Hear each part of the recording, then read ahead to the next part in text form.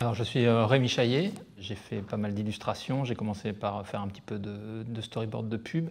Ça m'a doucement amené à l'animation, j'ai fait une sorte de tour de France de l'animation en passant par Angoulême, les Cévennes, la Fabrique, Praxinos à l'époque à Montpellier, à Arles, puis à Valence à la Poudrière. Et ça m'a amené vers le long métrage via l'assistant réalisation, je ne sais pas comment on dit, l'assistanat de réalisation d'abord de Tom Moore sur Brendan et le secret de Kells, puis le tableau de Jean-François Laguilloni.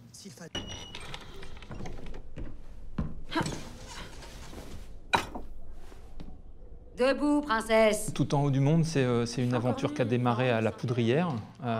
J'étais étudiant tardif. J'ai fait la Poudrière alors que j'avais 30 et quelques ballets.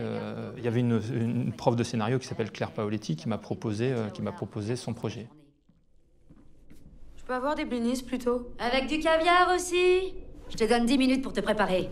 Toute la période où j'ai conçu ce film en tant que graphisme, je cherchais à la fois un style graphique, mais un pipeline lié à ce style graphique. C'est-à-dire que j'avais conscience et j'avais vu, au travers des différentes expériences que j'avais eues dans le dessin animé, que le temps de fabrication et la façon... Donc il y avait beaucoup d'énergie qui se perdait, notamment, surtout en 2D.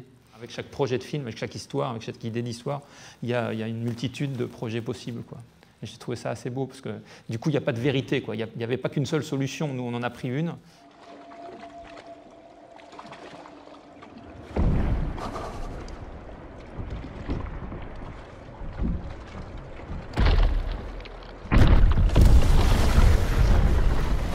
On a fait avec 72 minutes d'animation. On a fait 80 minutes de film, parce qu'on l'a un petit peu laissé respirer, quoi, on va dire. Donc ça voulait dire qu'on faisait des expressions fortes, on faisait des pauses fortes. C'est dans cette rythmique-là, dans cette façon d'aller d'une pause fixe à une autre pause fixe, qu'on essayait de faire apparaître l'émotion, quoi. Mais en tout cas, on ne faisait pas des « Ah, mais que se passe-t-il » Voilà, enfin, les films 3D sont bien budgétés, enfin pour certains, et les films 2D le sont de moins en moins. On a une sorte de désintérêt du public vers cette forme artistique, quoi. Et ça m'inquiète un peu.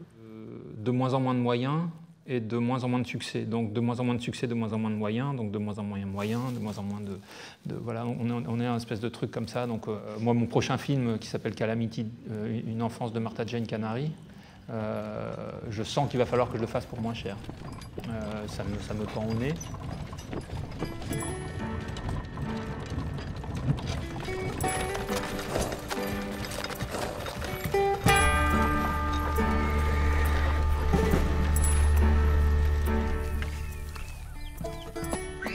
On va inventer l'enfance de Martha Jane Canary. Elle est dans un convoi de pionniers qui fait la route de l'Oregon. Et à la suite d'un accident, elle doit s'occuper des chevaux, elle doit s'occuper du chariot, elle doit apprendre à conduire le chariot. C'est une expérience dont elle a parlé souvent en disant que ça avait été très constructif, très important dans sa vie. Et parce que c'est le moment où elle avait appris à faire du cheval, elle avait appris la liberté, elle avait appris la vie des garçons, quoi. Elle s'est assumée en tant que femme, avec une liberté totale. Elle s'habillait en garçon, elle s'habillait en femme, elle était danseuse, elle était cow-boy. Et donc c'est ça qui m'intéressait, quoi. C'est cette liberté qu'elle s'est donnée à un moment où rentrer dans un saloon pour une femme, c'était impossible, quoi. Et que comme elle a du caractère, quand on lui demande de revenir en arrière, ça ne va pas être possible.